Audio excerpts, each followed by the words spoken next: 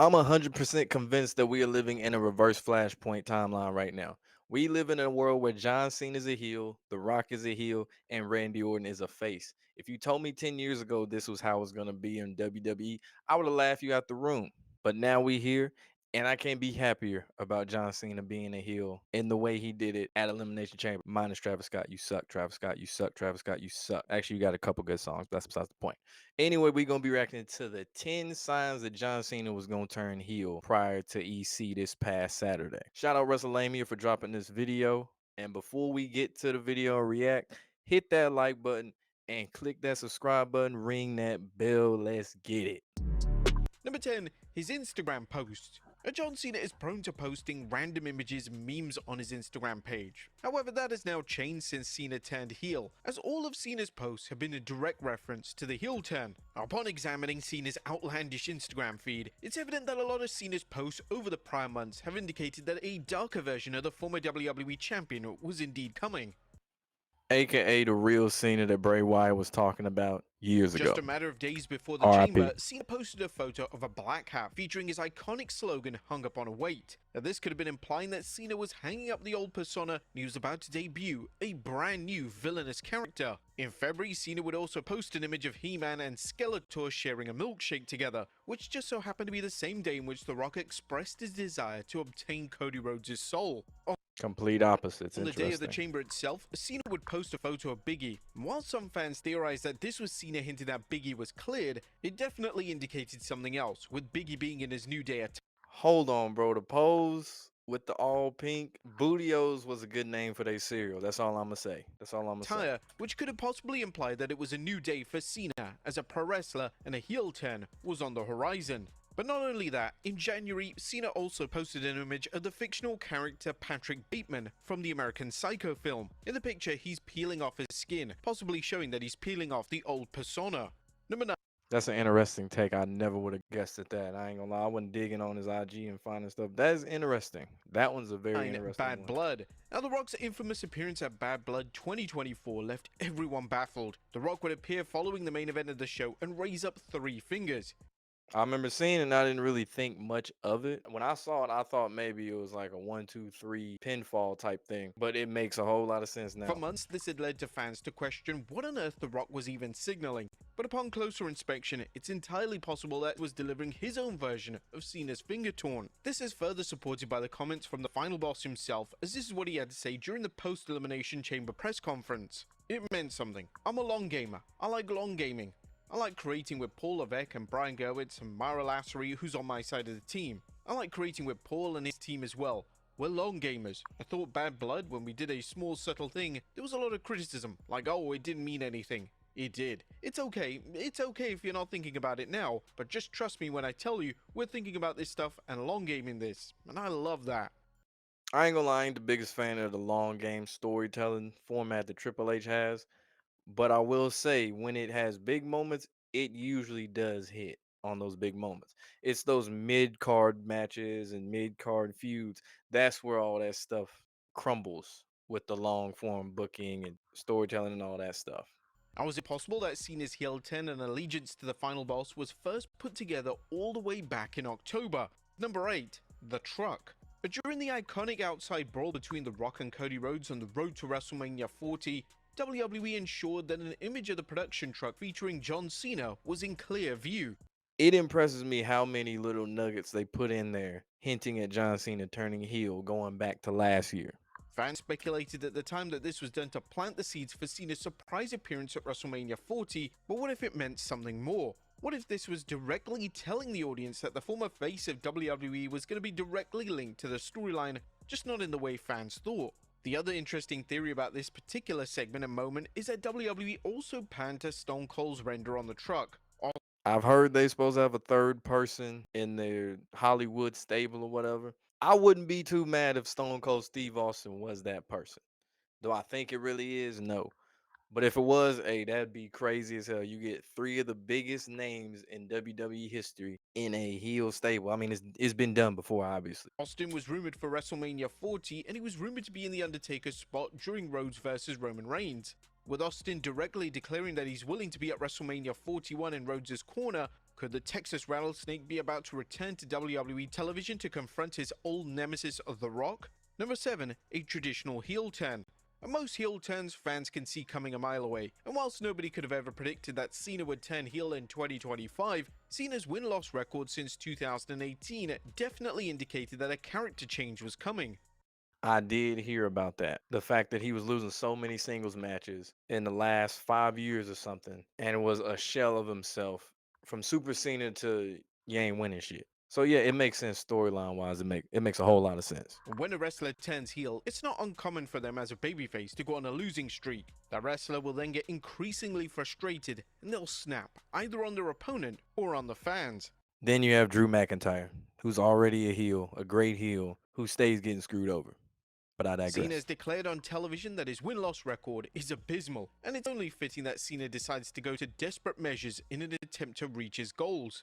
Another key factor in this former kayfabe perspective is Cena's reputation. Cena was losing to names such as Austin Theory and Solo Sikoa, and Cena had quickly become a laughingstock.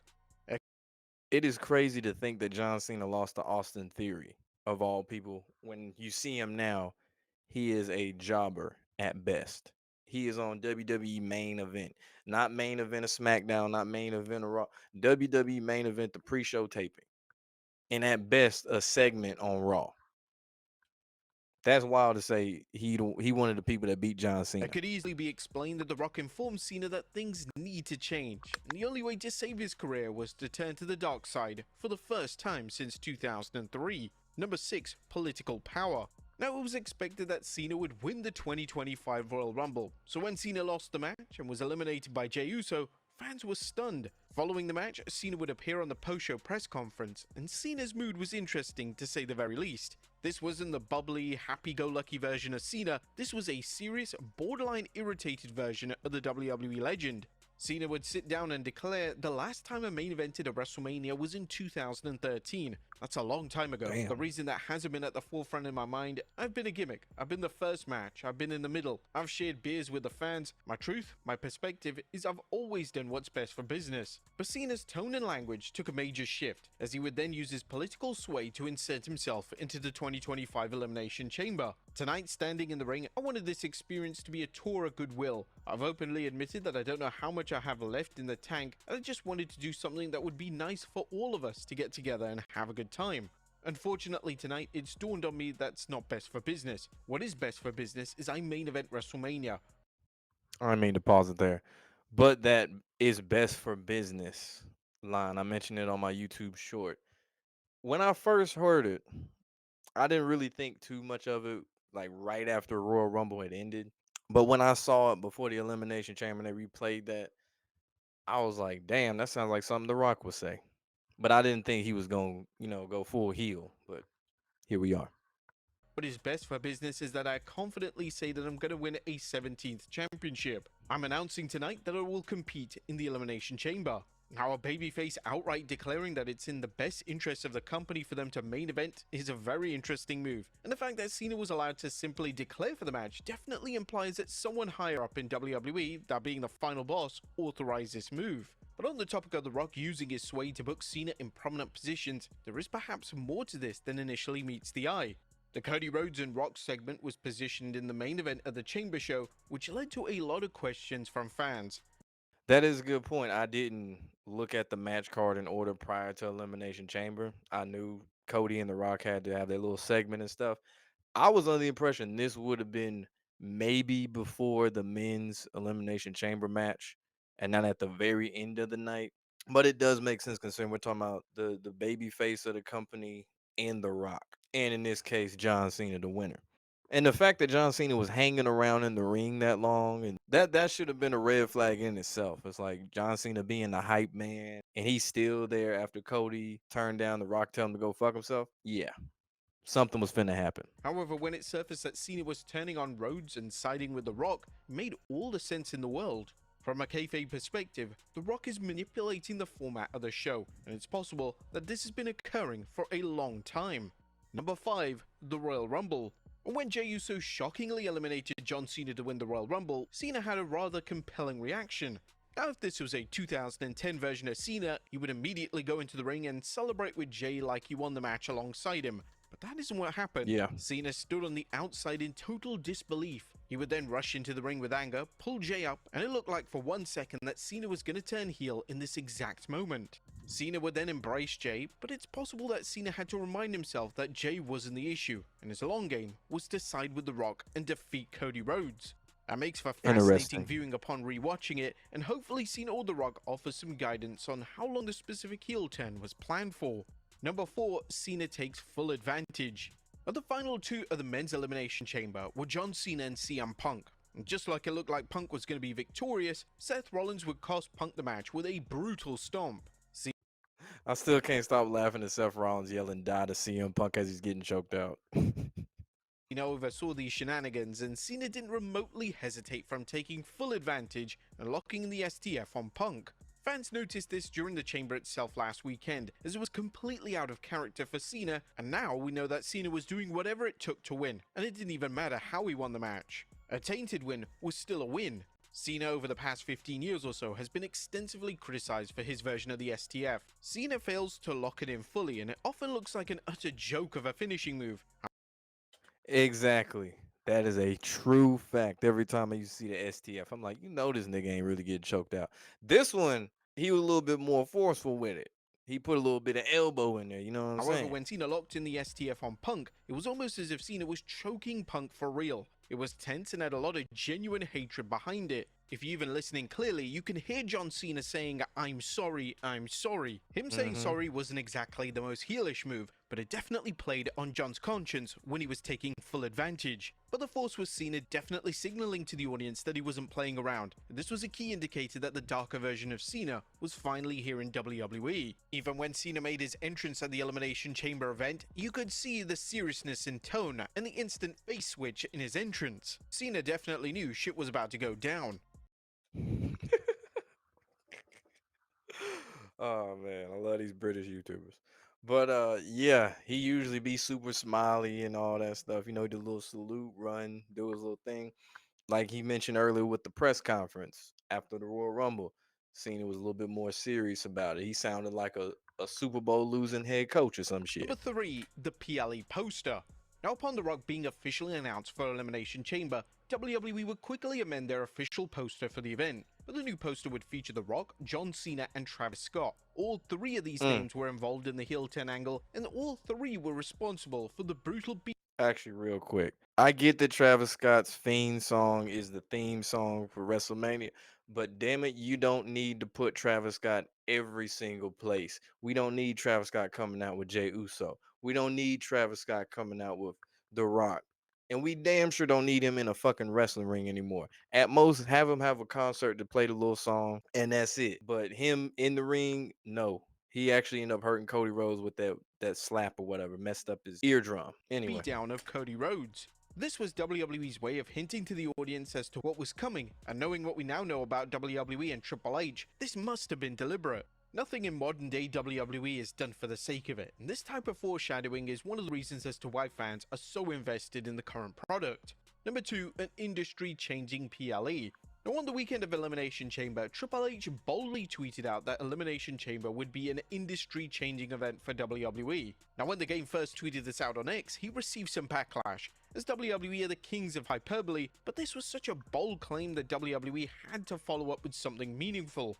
I agree. I thought that was some bullshit when he said it too. I was like, yeah, all right. Triple H wasn't lying Even for the once. CEO of TK, Area Manuel, said pretty good things are planned for the PLE, and he said this back in early February. WWE knew they had Mm. something that could change the landscape of the industry set for the show, and all of the signs were there for an angle which would shake WWE to its very core. And number 1, the true face of WWE.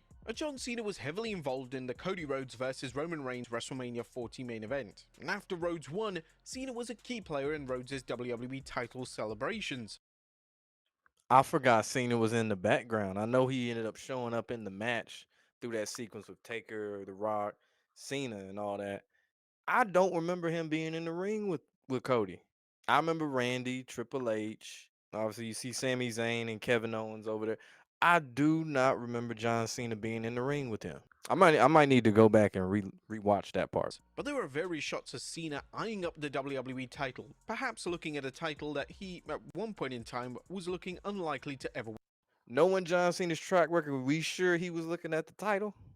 Because I see something in that ring that looks way better than that WWE title. And y'all know exactly what the fuck I'm talking about and who I'm talking about. Win again. Cena's behavior during this celebration is extremely over the top, and it's almost as if he's hiding his true feelings.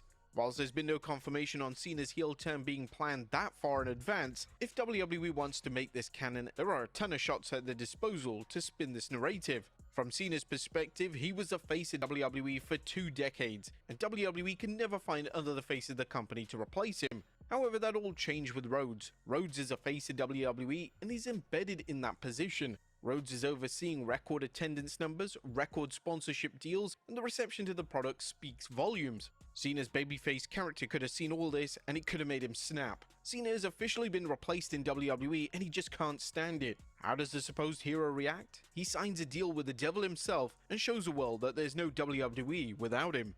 But there you have it, folks. 10 major signs that John Cena gave us that he was turning heel in WWE. And like I mentioned before, I am really looking forward to March 17th, that Monday Night Raw, when John Cena and Cody Rhodes are both there at the same time. That's gonna be something. I wouldn't be surprised if they had, security try to break up their fight like they did with CM Punk and Seth Rollins last night. So time will tell. And I'm really curious who the third person in that little Hollywood stable gonna be. Maybe Kevin Owens, but Kevin Owens is enough of a crash out by himself that he doesn't need The Rock with a belt and John Cena with Dusty Rhodes Rolex and a pen in his hand or whatever it was that he stabbed Cody in the head with. But he too much of a crash out to fit with that shit. He ain't even Hollywood anyway, so it don't even make sense. Anyway, we're finna wrap it up. Make sure you like, comment, subscribe, ring that notification bell, all that good stuff. I should be going live later this week to cover up what's going on Monday Night Raw yesterday. More talk about the Elimination Chamber that I might not have covered in the last couple videos. And shit, it might be a Friday Night SmackDown episode. Who knows? So stay tuned for that, and y'all have a good day. We out.